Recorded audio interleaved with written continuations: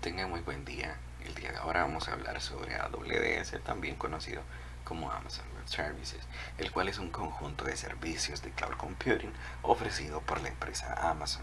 Estos servicios podrían ir, por ejemplo, desde servicios de almacenamiento, servicios de desarrollo, tanto aplicaciones de escritorio web como móviles, o por ejemplo gestión de imágenes virtuales, almacenamiento de base de datos, entre otros. Este servicio dio inicio o empezó operaciones en el año 2006 dentro de los clientes principales que nosotros conocemos. Bueno, creo que el más conocido es Netflix, junto con, por ejemplo, plataformas como Reddit. Sin embargo, hay una infinidad de plataformas que hacen uso, que son clientes de AWS. Bueno, entre otras cosas, podríamos decir que AWS está pensado tanto para empresas grandes como para pymes, entre otros, debido a la amplia variedad de servicios que posee y a la gran oferta de precios que también tiene. Entre las herramientas o servicios que podría ofrecer tendríamos los servicios de cloud computing. Entre ellos podríamos tener S2, el cual es el Elastic Computing, Compute Cloud, que este servicio nos ayuda bastante a poder crear entornos virtuales en la nube. Esto es lo que nosotros conocemos como una infraestructura como servicio, donde nosotros podemos escoger el sistema operativo que vamos a utilizar, por ejemplo, y así armarlo a nuestro gusto e implementar las aplicaciones que nosotros deseamos. También tendríamos servicios como las bases de datos, entre ellas tendríamos RDS, dentro del cual podríamos hacer uso de bases de datos relacionales como por ejemplo MySQL, Oracle, PostgreSQL Server, entre otros, y tendríamos servicios de bases de datos no relacionales como DynamoDB, dentro del cual podríamos, al igual que con RDS, almacenar nuestra propia base de datos en la nube, con la diferencia de que Dynamo es una base de datos no relacional y RDS es una base relacional. Tendríamos otro servicio importante, el cual es Virtual Private Cloud. Dentro de este podríamos crear redes virtuales donde nosotros podemos crear nuestro, o sea, por defecto AWS nos brinda una nube virtual privada, pero nosotros podríamos armar a nuestro gusto una gran cantidad de nubes, dentro de las cuales podríamos crear subredes, gateways, entre otras cosas, que son muy útiles dentro de cualquier empresa. Podríamos crear también aplicaciones empresariales con los servicios de almacenamiento, como podría ser, por ejemplo, el famoso S3, el cual nos permite crear contenedores para todo tipo de archivos a bajo costo y sumamente expandible, por decirlo así. Servicios de inteligencia de negocios, gestión de aplicaciones web o, por ejemplo, móviles, como tenemos el caso de Amplify, entre una gran variedad de servicios. Eh, como primer punto a tocar tendríamos el servicio de IAM. Ok, Identity Access Management es un servicio ofrecido por AWS, dentro del cual el administrador de la nube o el administrador de la plataforma puede realizar un conjunto de acciones a través de diferentes características que el servicio ofrece. Dentro de estas tendríamos, por ejemplo, gestión de grupos de usuarios, creación, edición y eliminación de usuarios, roles, políticas, entre otros. Los veremos uno a uno de manera rápida. Por ejemplo, acá tendríamos un usuario llamado Rubén, dentro del cual pertenece al grupo de administradores. Podríamos ver cuándo fue la última actividad de este usuario, eh, entre otra información de carácter general de cada uno de estos. Tendríamos también los roles, los cuales nos pueden servir, por ejemplo, para gestionar un conjunto de características que podrían ser útiles, por ejemplo, en instancias de tipo S2 o en otro tipo de servicios, para brindar cierto tipo de permisos para realizar algunas determinadas acciones. En la práctica veremos un poco más a fondo esto de los roles. Tendríamos también las políticas. Dentro de estas podríamos manejar con una gran granularidad cada uno de los permisos que se otorgan. Acá podemos ver que tenemos alrededor de 600 a 700 políticas implementadas por la plataforma, las que vienen por defecto, y sin embargo nosotros podríamos crear nuestras propias políticas también. Esto se realiza a través de una herramienta visual o pueden ser implementadas a través del formato JSON. Nosotros podemos observar acá y gestionar cada una de las políticas, dentro de las cuales como administradores tendríamos heredadas todas las políticas de la plataforma en sí. Entonces de esta manera nosotros podríamos aplicar estas políticas directamente a los usuarios, o también podríamos aplicar las políticas a grupos de usuarios, aplicándolas de una manera eficiente y sin tener que repetir una y otra vez la aplicación de estas como tal. Simplemente creamos un grupo. Funciona bastante parecido, el proceso funciona bastante parecido a cómo se aplican los grupos en sistemas operativos como por ejemplo Windows, o cómo se aplican en por ejemplo sistemas como GNU Linux. Y podríamos aplicar dentro de los grupos las políticas con una gran granularidad de acuerdo a los requerimientos y necesidades de empresa. Podríamos crear, por ejemplo, grupos de administradores, los cuales heredan una gran cantidad de permisos, grupos como por ejemplo desarrolladores, los cuales tienen acceso nada más a ciertos servicios, accesos de lectura o accesos de escritura, por ejemplo, a una máquina virtual, y no tener acceso a bases de datos, y los usuarios de bases de datos que tengan acceso, por ejemplo, a RDS o a, por ejemplo, a DynamoDB, y que no tengan acceso a una, por ejemplo, a una infraestructura como S2. Otro aspecto importante a considerar es la utilización del servicio de VPC, el cual es el Virtual Private Cloud, y nos permite crear nubes virtuales dentro de nuestra plataforma. Por defecto, la primera vez que nosotros configuramos nuestra cuenta, AWS crea una nube virtual por nosotros, la cual podemos observar al haber cargado la consola de administración de este servicio. Bueno, dentro de este servicio tendríamos acceso a diferentes características, las cuales crean una gran flexibilidad dentro de la nube creada.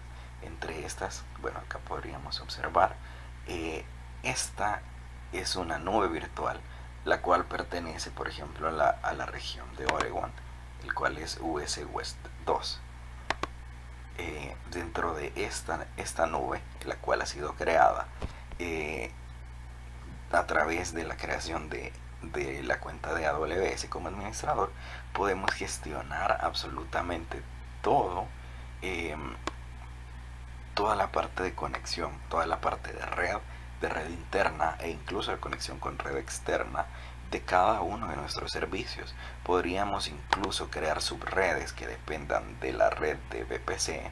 Y por ejemplo, en este caso tenemos 4 subredes. Acá vemos que las hemos nombrado subred A, subred B, subred C y subred D, las cuales pertenecen a zonas de disponibilidad creadas por AWS, pertenecientes a la zona de Oregon.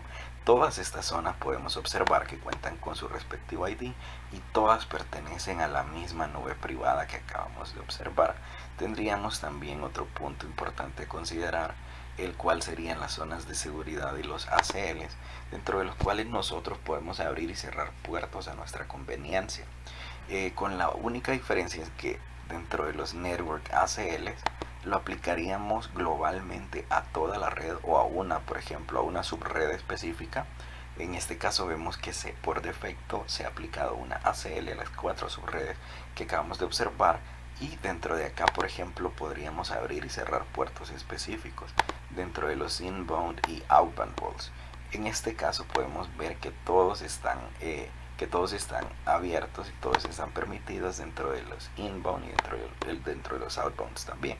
Dentro de los grupos de seguridad podríamos aplicar el mismo tipo de comportamiento, con la diferencia en que los grupos de seguridad pueden ser agregados de manera granular. Esto quiere decir que pueden ser aplicados a una máquina en específico, por ejemplo, o a un servicio específico, aunque ese servicio no pertenezca a la subred. Por ejemplo, acá, y por motivos de experimentación y educación, ocasionales hemos abierto todos los puertos de todo el tráfico para IPv4 y en este caso IPv6. Lo mismo con las outbound rules. Esto realmente y en la vida real no es una buena práctica.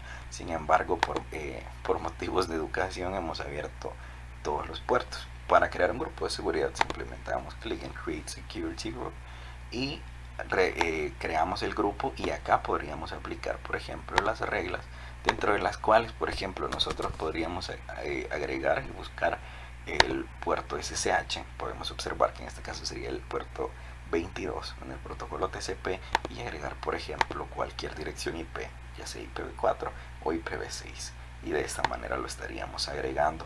Así es el funcionamiento de las características principales de Virtual Private Cloud. Uno de los servicios importantes a considerar y que como administrador de servidores no podríamos dejar pasar sería el servicio de Elastic Cloud Computing, el cual es abreviado como S2. Observemos las características principales de este servicio, en el cual tenemos un par de máquinas ya creadas, están corriendo, y observaremos ciertas cosas que nosotros como administradores podríamos llevar a cabo, los cuales podrían ayudarnos tanto a ahorrar costos y a maximizar a maximizar el performance de nuestros equipos y de nuestra infraestructura como tal. Podemos observar que al irnos a instances tenemos acceso a todas las instancias que nosotros poseemos ya. Cabe destacar que dentro de estas tendríamos una tabla donde se nos indica el nombre. Algo bastante importante a considerar es escribir nombres comprensibles y que nosotros siempre podamos comprender sobre qué instancia es. Podríamos observar el ID, el estado de la instancia donde tendríamos, y podríamos observarlos acá. Por ejemplo, podríamos darle a la instancia que se está ejecutando en este momento, detenerla o terminarla. Donde detenerla es ponerla en pausa, la cual se apaga, pero la instancia sigue ahí, sin embargo ya dejó de consumir recursos. Y tendríamos la terminación de la instancia, la cual es la eliminación de manera permanente de la instancia. Hay que aclarar que al terminar la instancia ya no podremos recuperar más esta máquina virtual, por lo que tendríamos que ser cuidadosos con ello.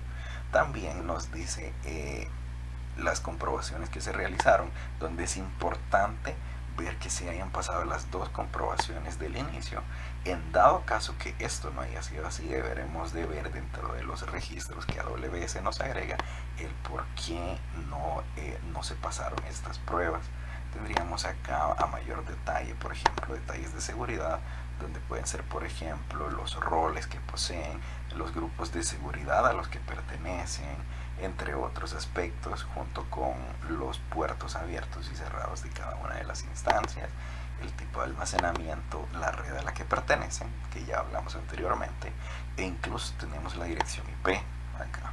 Entonces tendríamos la dirección IP pública, la cual es a la que tiene acceso cualquier persona desde fuera de nuestra red, y la dirección IP privada es la dirección IP a la que tienen acceso las demás instancias y los demás servicios pertenecientes a AWS.com, por ejemplo, servicios de monitoreo, entre otros. Cabe también destacar que acá tendríamos, por ejemplo, aparte de los grupos de seguridad, IPs elásticas, entre otros, de los cuales ya se habló anteriormente, podríamos crear nuestros propios, por ejemplo, snapshots o nuestras propias versiones de las imágenes que nosotros ya tenemos. Junto con eso podríamos crear acá balanceadores de carga de manera sencilla, donde podríamos asignar estos balanceadores de carga a por ejemplo grupos de autoescalado, los cuales nos sirven mucho por ejemplo para mantener una alta disponibilidad y una gran tolerancia a fallos, si es lo que nosotros deseamos dentro de nuestra infraestructura.